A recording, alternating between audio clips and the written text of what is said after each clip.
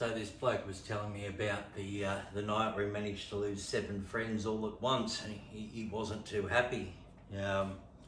See, it's hard to explain. The problem is his thumb hook broke. Look, for those of you who don't know what a thumb hook, the thumb hook is usually on the non-dominant hand of a man. Here's mine. And what you use a thumb hook for is it's for when you're wearing both elastic waisted pants and underwear, and you can use it to pull your pants down when you're at a urinal, and it still keeps your balls tucked away inside and just your cock comes out. It's great for protection out in public. Right, so anyway, this bloke goes down to visit some mates and they go out for a big night in the city. The city is really expensive for these young fellas, so they stop at this city fringe hotel for a few cheap charge up drinks along the way. After a couple of drinks, this bloke has got to go for a piss.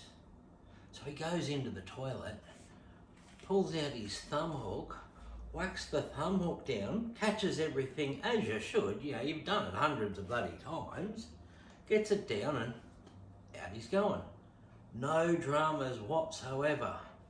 The problem is, he hiccuped.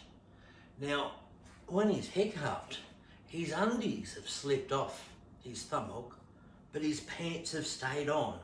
So although he knows exactly what the fuck is going on, I mean, he has just been fucking whacked like a medieval trebuchet, he's waiting for this fucking burst of pain to just sling him. To everyone else, nothing's happened. So when all of a sudden this bloke, hands still down his pants, dick still out the top, all of a sudden fucking drops to his knees, and he's down there with his eyes half shut, going, in pain. He knows what's going on. No one else, as sure as that. It's about this point that he remembers this city fringe pub as a gay pub. And this bloke standing next to him also has his dick out in his hands. And he looks over at this dude next to him who's on his knees going,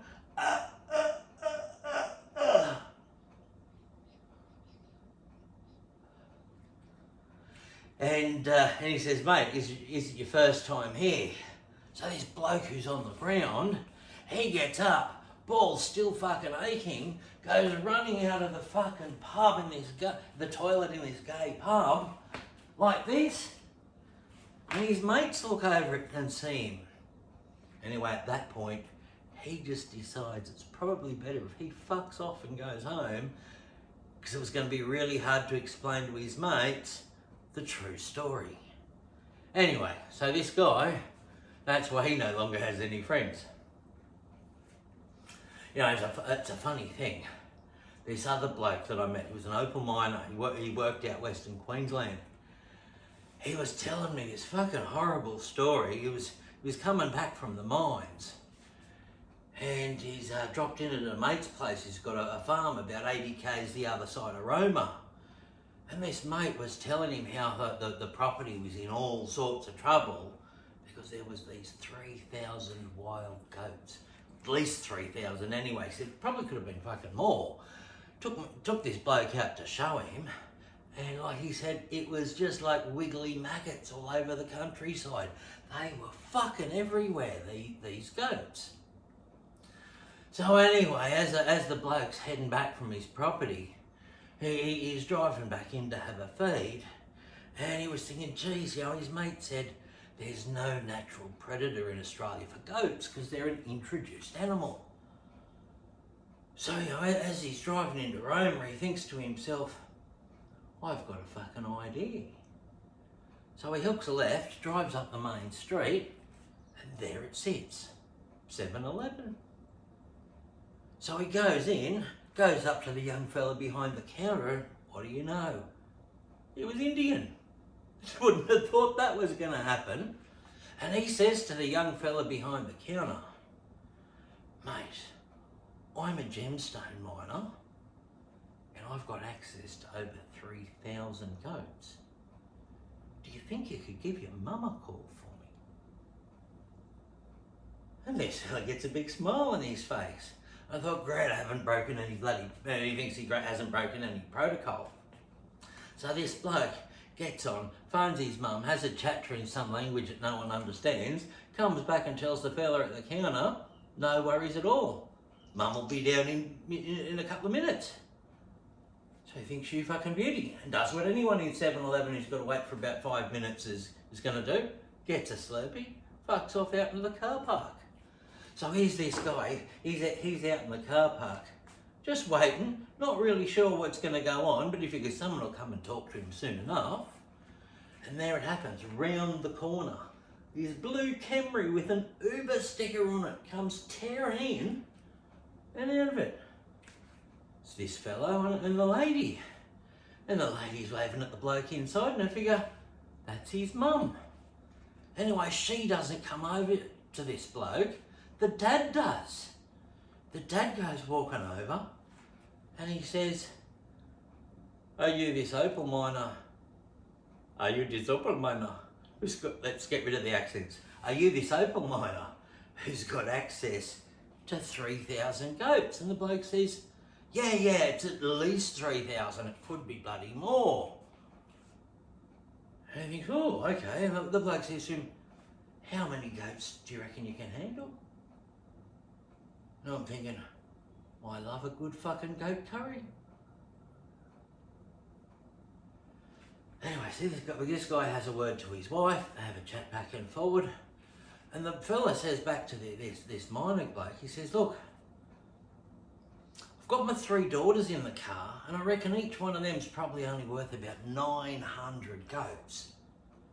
So I don't know how to make up for the rest. He said, would you take like 40 kilos of goat curry? This bloke thinks, fucking like goat curry. I think that's a good bloody deal. But then he says to this Indian fella, you know you've got to go up and catch them. That's part of the deal. You've got to go up and shoot them now. How are you going to shoot over 3,000 goats? And he says, no worries, I've got a couple of relatives. So he gets on the phone, he calls his relatives, says, they're coming down now. This bloke thinks, well, I don't know how many Indians there are out in Roma, but we're going to find out pretty soon. About 10 minutes later, this bus pulls up, with 43 Indians on it. Wrong fucking Indians though, because they all had bows and arrows. They're no good for fucking catching goats, so they had to fuck off. And another bus pulls up with all his cousins and brothers and all these relatives, and I'm like, okay, here we go. And so like, mate, are you going up now to catch these? And he says, yes. And then he looks at the car and he tells the 3 girls, it's time for them to get out to go to be with their new husband. Now this bloke, he all of a sudden's got a bit of a predicament. He wasn't expecting that to happen near as quick. But he does have these 3 young Indian girls in the car with him. He's in the car park at 7-Eleven. His mum and dad are fucked off, and he's thinking, what can I do with these girls? He gets a bit of a smile on his face and he thinks, I know. These girls are pretty fresh. I can send them into 7-Eleven and do any bloody shopping I want them to fucking do. It's their natural habitat. Anyway, he was left with his 3 Indian wives, and I don't know what happened after that. I hope he's not like this next fella who had an incident with his kid. You know, these days, kids fucking type 1,700 words a second with just 2 freaking thumbs. You know, predictive text's bloody helped them, hasn't it? Who knows what fucking words they're getting wrong, but as long as they can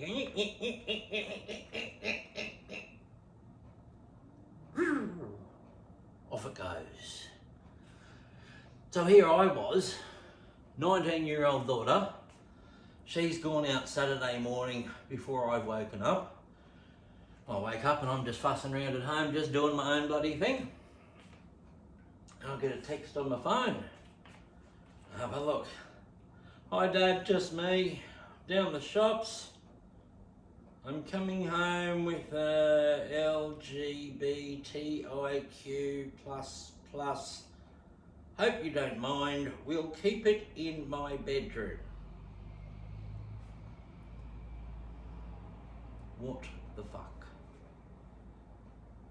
What would you do? So I don't know when she's coming, but I know it's going to be soon.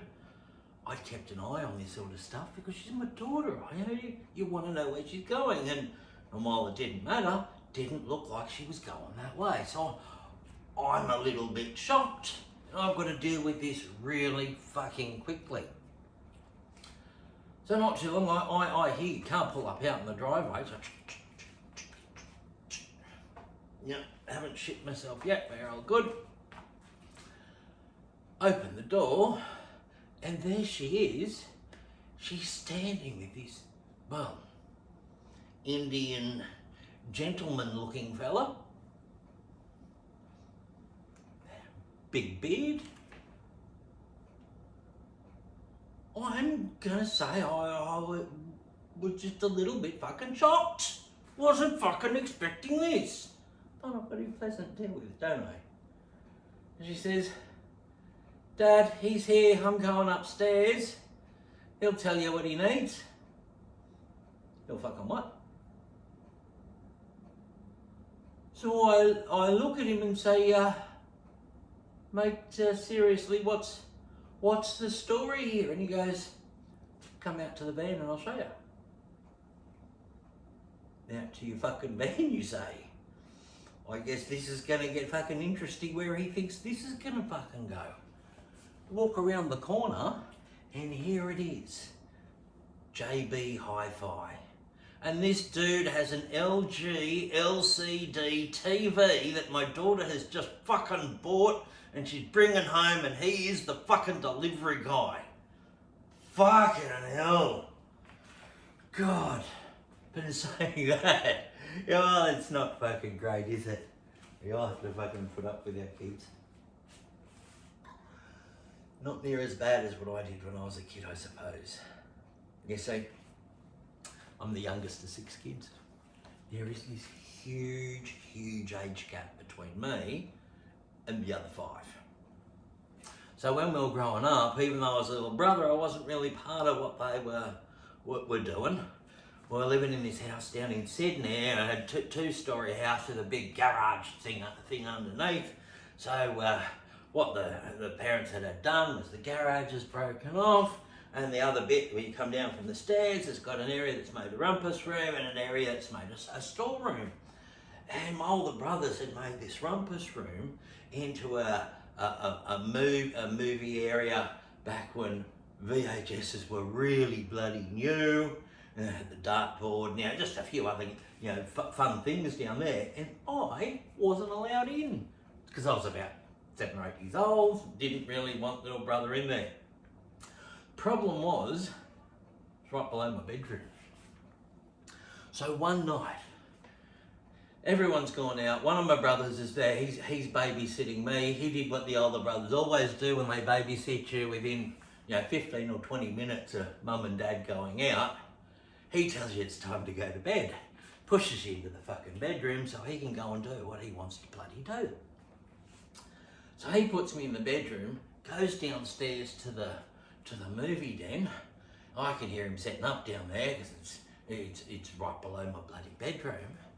So I wait for it to get quiet for a second, figure he's gone to the toilet or something, and I sneak downstairs into the storeroom.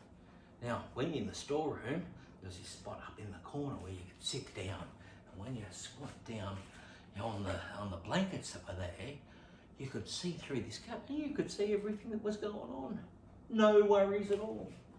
And everything was on the same circuit, so when the light's on in the underneath room, the light's on where you are, you didn't even have to do anything. This is a perfect setup for an 8-year-old kid. So anyway, sitting there, he comes back out, he goes and he opens the bloody windows, the curtains are blowing a little bit. He needed to do that because apparently his cigarettes, that smoke, had to blow out the window. Don't know why he didn't want to smoke these ones outside, but anyway. So I'm sitting in there. He turns the lights off to start this movie, and I'm thinking, right, what are we gonna get tonight? We're gonna get some cowboys, some police chases. Let's have a look. What's this? The Evil Dead. Doesn't sound like cowboys or cop chasers. Anyway, got to tell you, this is probably the night where I learnt to swear. Because within about 15 or 20 minutes, I was scared shitless. I'm sitting in there, fucking frozen. I'm not gonna move. And really got to say, shitless is the wrong term. Pissless is probably the right term, but let's use shitless for now. So I'm sitting in there watching this fucking movie. Not because I want to watch the movie anymore, but because in the position I'm in, I don't want to make any noise and alert any fucking demons that I'm in that little hiding spot, because nobody else knows that I'm there. Anyway, this fucking movie goes on. Pissed myself another couple of times along the way. And it gets to the point the credits are rolling, and I'm thinking, you bloody beauty. My brother's going to get up and stop this movie, and fucking the panic can stop, right? No. Turns out those cigarettes he had, they made him a little bit sleepy. I don't know why. Anyway, so he's sound asleep. The fucking credits finish rolling. TV goes black. Now I'm in a dark room in my own wee, and I don't know what the fuck to do. What the hell is going on? Has that bitch in the basement with the fucking pencil, has she fucking stabbed him? Don't fucking know. But as I'm thinking about all of this, the tape gets to the end of its length. And in the middle of nothingness, complete dark, complete silence, I hear click, click. Fuck! Someone's got a gun. Holy shit, my brother's dead. I'm here, I'm in my own wee. No one knows I'm here, and someone's got a gun. I don't know what the fuck's going on. Oh shit, what the fuck do I do? Don't move. Don't be stupid. That's all you can do. Maybe they won't notice me. Maybe I'm safe. Anyway, just as you start to think you're safe, click, click! The fucking tape's finished rewinding. Bloody hell. Damn, more urine. Damn, what's that? The movie is starting again? Holy shit, what the fuck is autoplay? God, I don't know what I'm gonna do, but I've got to put up the whole fucking thing one more fucking time. Anyway, at some stage during that, I managed to fall asleep. Might have been dehydration, might have just been sheer terror, but either way, fell asleep. Some stage later, wake up. All the lights are on now, so I think everything's okay. I can hear everyone's upstairs, so you think, oh, probably time to go to bed. Upstairs. Don't let any of them know. So you creep upstairs, into your bedroom. Take off the wet pyjama pants. Put some new pyjama pants back on. That feels better. It's about this point, you notice all these flashing lights outside. You think, what the hell's going on? Go out and peek through the blinds. Think, fucking party time. My sister's dancing friends are there, the ones in the uniforms and the hats. They generally only come over when mum and dad aren't home. But I can hear mum and dad are inside. This is quite unusual. While I'm standing there wondering what's going on, you hear mum and dad yelling at my brother, "Where's Christopher? Where is he? When was the last time you saw him?" And I thought, they're having a party and they want me. God almighty. So out I go, you running back out to the lounge room, and mum and dad and Mike, one of the dancing fellas, standing there going, where were you? And I said, just in my fucking bedroom. Anyway, they don't ask me any more questions. Certainly don't ask about the hiding spot. I just said I was downstairs. And I think I ruined the party. All the dancing people, they left. My sister and my brothers, they were all fucking annoyed with me. What had I done? They were asking where I was. And here I was, I've come back out and they found me. I don't know why they were upset. They said it's just another time that the police have had to come around, but they don't mind when my sister brings them around. I suppose the first time they came around, that was not long after the time they sat me down for the talk. You know, the stranger danger talk.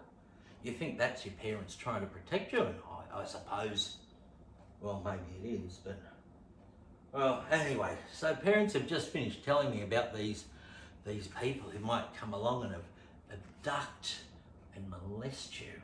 And I've got to tell you, I didn't even know what either of those fucking words meant. But I know that my brothers punched and kicked me, and that fucking hurts, and that wasn't even on their danger list. So you're thinking, oh, this fucking molesting, not that fucking pleasant. So I wanted to avoid it. I figured everybody might want to avoid this molesting thing. Maybe the abducting thing too, I don't know. So yeah, I'm at home one day, hear mum and dad at the front door talking to this, I hear this voice, and so I walk around and I peek around the corner. It's a fucking stranger. I knew she was a stranger because she didn't know mum and dad, didn't even know their names. I mean, I know their mum and dad, all my brothers and sisters, they call them mum and dad, even my aunties and uncles, they call them mum and dad too. So when this stupid fucking stranger is calling them Frank and Yvonne, well, obviously she doesn't know what's going on, and I do the only thing any 5-year-old can do in that situation. Pull my head back around, downstairs, through the storeroom, out the back, pick up a stick. Well, I've got to say, I now know that it's not called a stick, it's called rebar. But at the time it was a stick, and I go running around the house, along the front wall, see the stranger, and I take a swing. Whack! And that's when two things are really obvious. The first thing is a 5-year-old can't swing a piece of rebar very hard at all. Second thing, doesn't matter. As you swing and you collect her in the knee, she folds. She's like a bloody one of those folding garden chairs that's just been tackled by a front row forward. And she's down on the ground. Mum screams, the woman can't speak, and Dad just looks over and says, Chris, meet your new kindergarten teacher. I'm thinking, this isn't going to be a good fucking year, and I had to sit up the back of the class all year. Don't particularly think that was fair.